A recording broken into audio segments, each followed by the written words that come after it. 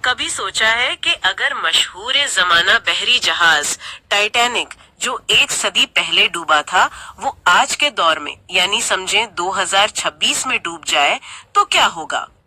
بہت دلچسپ سوال ہے۔ دنیا اور خاص طور پر ہمارا معاشرہ اس پر کیا رد عمل دے گا؟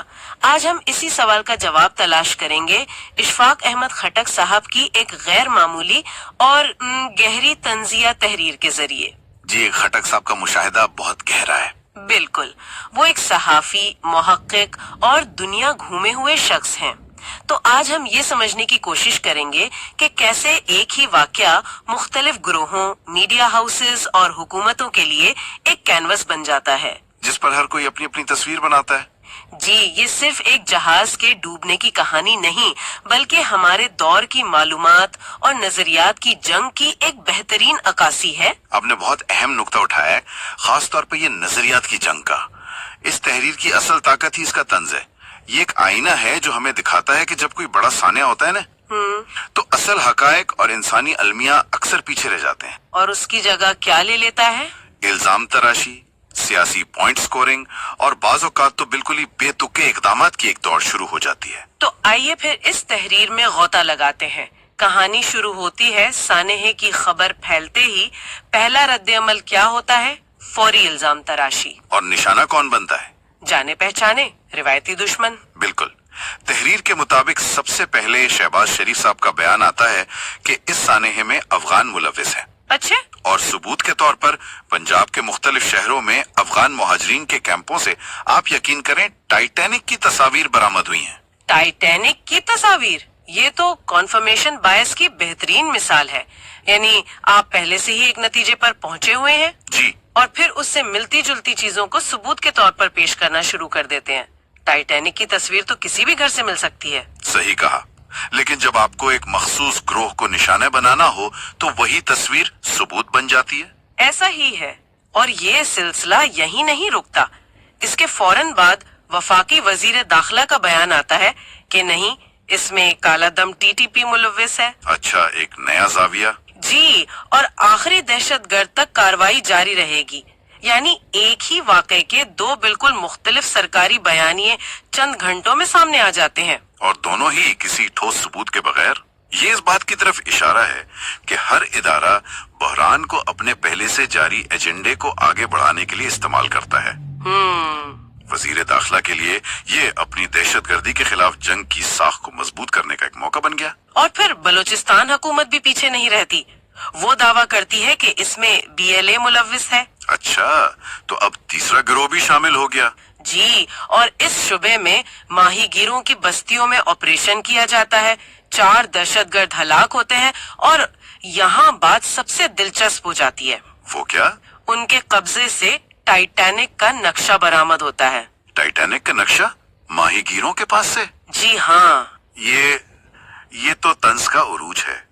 مصنف یہاں یہ دکھا رہے ہیں کہ جب بیانیہ حقیقت پر حاوی ہو جائے تو ثبوت کیسے گھڑے جاتے ہیں۔ یہ اتنا مذاقہ خیز میں کہ اس پر ہنسی بھی آتی ہے، اور یہ سوچ کر افسوس بھی ہوتا ہے کہ ایسے بے تکے دعوے اکثر سنجیدگی سے لیے بھی جاتے ہیں۔ یہ دکھاتا ہے کہ بحران کے وقت منطق پر سیاست کیسے غلبہ پا لیتی ہے۔ لیکن کیا یہ ایک طرح سے فطری رد عمل نہیں؟ میرا مطلب ہے بحران کے وقت ادارے سب سے پہلے انہی لوگوں پر شک کرتے ہیں جن سے انہیں پہلے سے خطرہ ہوتا ہے۔ آپ کی بات درست ہے، یہ ایک فطری انسانی کمزوری ہے۔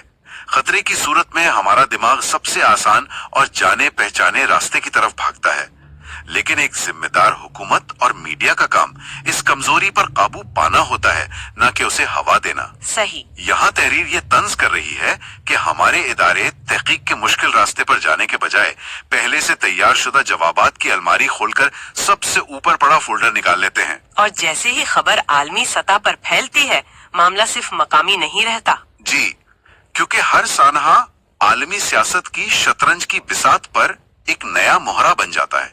ہر کوئی اسے اپنے حریف کو شہامات دینے کے لیے استعمال کرنا چاہتا ہے۔ تحریر کے مطابق ڈونلڈ ٹرمپ فوراً بیان دیتے ہیں کہ اطلاعات تھیں کہ جہاز میں مسلمان خودکش حملہ موجود تھے۔ یہ تو متوقع تھا۔ دوسری طرف بھارتی میڈیا دعویٰ کرتا ہے کہ ٹائٹینک ڈبونے میں پاکستان کی ISI ملوث ہے۔ اور اس کی کیا منطق تھی؟ کہ انہوں نے مچھیروں کی ایک کشتی میں اپنی ٹیم تعینات کی تھی، اور اسرائیلی میڈیا کہتا ہے کہ جہاز ڈوبا نہیں، ڈبویا گیا ہے، اور اس سازش میں حماس اور ایران کے حامی ملوث ہے۔ یہاں سے ہمیں عالمی سیاست کا کھیل صاف نظر آتا ہے۔ ہر ملک اس سانحے کو اپنے جغرافیائی اور سیاسی دشمنوں کے خلاف ایک ہتھیار کے طور پر استعمال کر رہا ہے۔ حقیقت سے زیادہ اپنے مفادات کی جنگ ہے۔ بالکل، امریکہ کے لیے یہ وار آن ٹیرر کا بیانیہ، بھارت کے لیے پاکستان مخالف بیانیہ، اور اسرائیل کے لیے ایران اور حماس مخالف بیانیہ۔ ٹائٹینک کا ڈوبنا تو بس ایک بہانہ ہے۔ وہ رپورٹ کرتے ہیں کہ جہاز میں سوار 4 مسلمان مسافروں محمد، احمد، صالح اور عبد الرحیم کے بارے میں چھان بین کی جا رہی ہے۔ اور اس چھان بین کی بنیاد کیا ہے؟ بنیاد یہ کہ ان میں سے ایک نے جہاز ڈبونے کا خواب دیکھا تھا، اور ان کے سامان سے لوہا کاٹنے والے اوزار اور زنگ ہٹانے والا برش ملا ہے۔ ایک منٹ، خواب دیکھا تھا؟ یہاں ایک لمحے کے لیے رکنا چاہیے۔ یہ طنز کا وہ مقام ہے جہاں ہنسی اور خوف ایک ساتھ محسوس ہوتے ہیں۔ جی، ایک شخص کے خواب کو ثبوت بنا کر پیش کرنا، مطلب مصنف یہ دکھا رہے ہیں کہ اسلامو فوبیا کے ماحول میں ایک مسلمان کا خواب بھی دہشت گردی کا ارادہ سمجھا جا سکتا ہے۔ اور وہ آزار؟ اور زنگ ہٹانے والا برش یا اوزار، یہ اتنی عام چیزیں ہیں، لیکن جب آپ کسی کو مجرم ثابت کرنا ہی چاہتے ہو تو یہی چیزیں دہشت گردی کے آلات بن جاتی ہیں۔ اچھا، الزام تراشی اور سازشی نظریات کے بعد انتظامیہ کا رد عمل سامنے آتا ہے، اور یہاں سے بات واقعی بہت دلچسپ ہو جاتی ہے۔ ہاں، جسے سیاسیات کی زبان میں سیکیورٹی تھیٹر کہا جاتا ہے۔ Security theatre? یعنی ایسے اقدامات کرنا جن سے عوام کو لگے کہ حکومت بہت سنجیدہ ہے اور کچھ کر رہی ہے، لیکن در حقیقت ان کا مسئلے کے حل سے کوئی تعلق نہ ہو۔ بالکل۔ تحریر کے مطابق سندھ حکومت فوری طور پر کراچی میں موٹر سائیکل پر ڈبل سواری پر پابندی لگا دیتی ہے، اور موبائل اور انٹرنیٹ سروس بھی بند؟ جی، غیر معینہ مدت تک کے لیے۔ وجہ یہ بتائی جاتی ہے کہ بحری جہازوں کے تحفظ پر کوئی سمجھوتا نہیں کیا جا سکتا۔ مجھے تو یہ سمجھ نہیں آیا کہ بحر اوقیانوس میں ڈوبنے والے جہاز کا تعلق کراچی کی ڈبل سواری سے کیسے جڑ گیا۔ یہی تو طنز ہے۔ یہ ہماری بیوروکریسی کے کام کرنے کے طریقے پر ایک گہری چوٹ ہے کہ ان کے پاس ہر مسئلے کا ایک ہی حل ہوتا ہے، پابندی اور بندش۔ بالکل، مسئلہ کچھ بھی ہو، حل یہی ہوگا۔ یہ ظاہر کرتا ہے کہ مسئلے کی نوعیت کو سمجھے بغیر پہلے سے موجود آزمودہ حل مسلط کر دیے جاتے ہیں، چاہے وہ کتنے غیر منطقی کیوں نہ ہو۔ اور سنیے، یہ تو کچھ بھی نہیں، آئی جی سندھ کا بیان آتا ہے کہ تفتیش کے دوران 3 ملزمان نے نہ صرف ٹائٹینک ڈبونے کا بلکہ ہیروشیما پر ایٹم بم گرانے کا بھی اعتراف کر لیا ہے۔ کیا مطلب؟ یہ تو یقین سے باہر ہے۔ اس کے پیچھے کیا نفسیات کام کر رہی ہوتی ہے؟ دیکھیں، یہ اس ساری صورتحال کی مزاخیزی کو انتہا پر پہنچا دیتا ہے۔ اس کے پیچھے اداروں پر کارکردگی دکھانے کا شدید دباؤ ہوتا ہے۔ ایک بڑا کیس آتا ہے تو اسے جلد از جلد حل کرنے کی دوڑ لگ جاتی ہے۔ اچھا۔ اس دباؤ میں بعض اوقات ایسے اعترافی بیانات سامنے آتے ہیں جو عقل سے بالاتر ہوتے ہیں۔ مصنف اس کالے مزاح کے ذریعے ہمارے نظام انصاف کی سنگین خامیوں کی طرف اشارہ کر رہے ہیں۔ اور یہ سلسلہ یہیں ختم نہیں ہوتا۔ نادرا مشکوک ملزمان کے خاکوں سے ملتے جلتے 5 لاکھ شناختی کارڈز بلاک کر دیتا ہے۔ 5 لاکھ؟ جی، اور ہائر ایجوکیشن کمیشن یعنی HEC جہاز رانی کے تحفظ کے لیے ڈگری کی تصدیقی فیس میں اضافہ کر دیتا ہے۔ یہ تمام مثالیں اسی سیکیورٹی تھیٹر اور انتظامی افراتفری کی کڑیاں ہیں۔ ہر ادارہ یہ دکھانا چاہتا ہے کہ وہ اس قومی بحران میں اپنا حصہ ڈال رہا ہے، چاہے اس کا کوئی تعلق ہو یا نہ ہو۔ بالکل۔ نادرا کے لیے سب سے آسان کام شناختی کارڈ بلاک کرنا ہے، اور HEC کے لیے فیس بڑھانا۔ اس کا بحری جہاز کے تحفظ سے کیا تعلق ہے؟ کوئی نہیں، لیکن تاثر پیدا ہوتا ہے کہ کچھ کیا جا رہا ہے۔ یہ تو ہوئی انتظامیہ کی بات، لیکن ظاہر ہے جہاں اتنا دھواں ہو وہاں سیاستدان اپنی روٹی سیکنے ضرور پہنچ جاتے ہیں۔ قومی سانحے اکثر سیاسی جماعتوں کے لیے ایک موقع بن جاتے ہیں اپنی سیاست چمکانے کا، اپنے بیانیے کو مضبوط کرنے کا، اور مخالفین پر کیچڑ اچھالنے کا۔ تحریر کہتی ہے کہ تحریک انصاف کا موقع سامنے آتا ہے کہ اگر عمران خان رہا ہوتے تو ٹائٹینک کبھی نہ ڈوبتا۔ اچھا۔ اور وہ مطالبہ کرتے ہیں کہ اسلام آباد کے ڈی چوک کا نام بدل کر ٹائٹینک چوک رکھ دیا جائے۔ یہ شخصیت پرستی پر مبنی سیاست پر گہرا طنز ہے किस तरह एक रहनुमा को तमाम मसाइल का हल और तमाम कामयाबियों का महवर समझा जाता है। और डी चौक का नाम बदलने का मुतालबा ये जाहिर करता है कि बाज़ औक़ात सियासत में अलामती कामों को हकीकी मसाइल के हल पर तरजीह दी जाती है। इसी तरह मौलाना फजलुर रहमान साहब अपना एक अलग ही इंकिशाफ करते हैं वो क्या कहते हैं? कि शायद जहाज में डीजल खत्म हो गया था, अगर पूरा होता तो जहाज ना डूबता। और साथ ही वो मदारिस के तलबा को बहरी जहाजों से दूर रहने का मशवरा भी देते हैं। ये एक खास किस्म की सियासत पर तंज है जो हर पेचीदा मसले का एक बहुत ही सादा और बाज़ औक़ात गैर मंतकी हल पेश करती है। डीजल खत्म हो गया था, ये बयान मसले को इंतहाई सादा बनाकर पेश करने की कोशिश है। और फिर शाही सैयद साहब का बयान है जो इस सानहे को कराची की मकामी सियासत से जोड़ते हुए कहते हैं कि अगर सानहा 12 मई की तहकीकात ठीक से हो जाती तो आज टाइटैनिक कराची की सड़कों पर दौड़ रहा होता। ये तमाम मिसालें उस तल्ख हकीकत को उजागर करती हैं कि हमारे सियासी कल्चर में हर वाक़े को अपनी मकामी और जमाती सियासत के चश्मे से देखा जाता है। कौमी मफाद पर जाती और जमाती मफादात हावी हो जाते हैं। बिल्कुल, असल इंसानी अलमिये को भुलाकर हर कोई अपनी सियासी दुकान चमकाने में लग जाता है। लेकिन इस सारे शोर, इल्जाम तराशी और सियासत में कुछ आवाजें ऐसी भी हैं जो मुख्तलिफ हैं, जो या तो सिर्फ हकायक पर मबनी हैं या फिर इंसानी हमदर्दी की बात करती हैं। जी, और यही आवाजें इस तहरीर के तंज को मजीद गहरा करती हैं, क्योंकि ये दिखाती हैं कि मंतकी और माकूल बात भी इस शोर में कैसे दब जाती है। एक तरफ तो बीबीसी की खबर है जो बिल्कुल सीधी और हकायक पर मबनी रिपोर्टिंग करती है। क्या रिपोर्ट करते हैं वो बताते हैं कि बरतानवी बहरी जहाज न्यूयॉर्क से रवाना हुआ, बर्फानी तोदे से टकराया, जहाज पर 2300 अफराद सवार थे और अब तक सिर्फ 40 को बचाया जा सका है।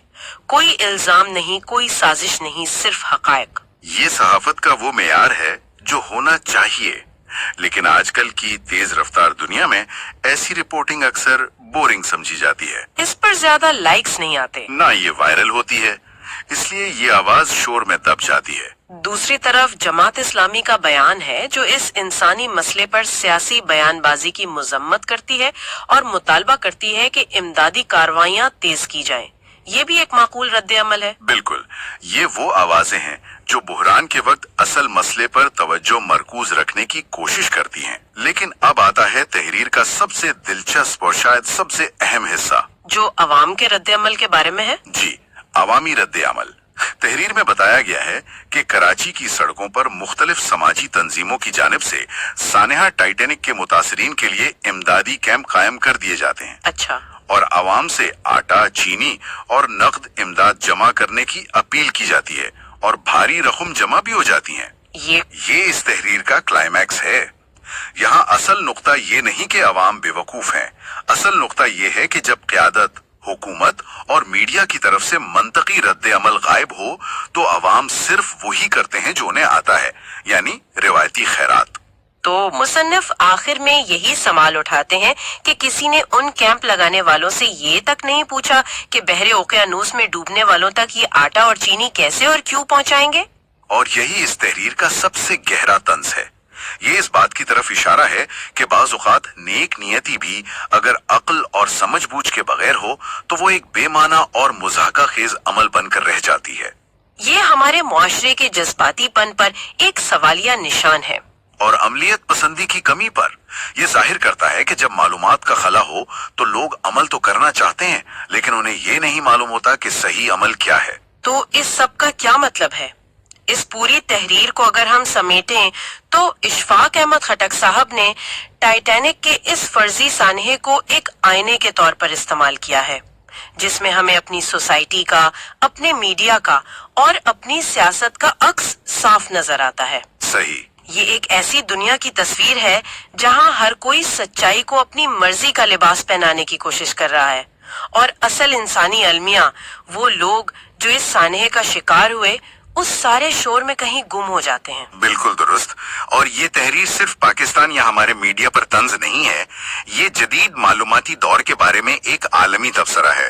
ये उस दौर की कहानी है जिसे पोस्ट ट्रूथ एरा भी कहा जाता है। सच्चाई के बाद का दौर। जी, یہ تحریر ہمیں بتاتی ہے کہ جب معلومات کی اس قدر بہتات ہو اور ہر کسی کے پاس اپنی بات کہنے کا ایک پلیٹ فارم ہو تو کسی ایک متفقہ حقیقت تک پہنچنا تقریباً ناممکن ہو جاتا ہے۔